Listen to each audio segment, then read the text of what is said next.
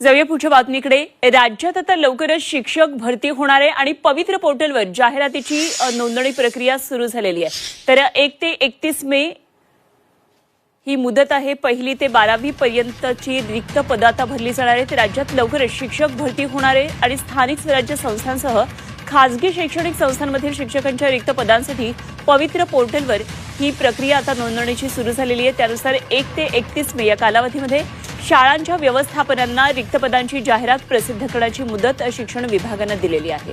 त्यामुळे शिक्षक भरतीसाठी जे तरुण आस लावून बसलेले त्यांच्यासाठी अत्यंत महत्त्वाची बातमी आहे। शिक्षक भरतीसाठी आता लवकरच रिक्त पदांवर ही भरती सुरू होती आहे आणि त्यासाठी अर्ज करण्याची जी मुदत आहे, सगळी प्रक्रिया आहे ही पाहता येणार आहे आणि लवकरच पवित्र पोर्टलवर सगळ्या जाहिरातींची नोंदणी प्रक्रिया आता सुरू होती आहे।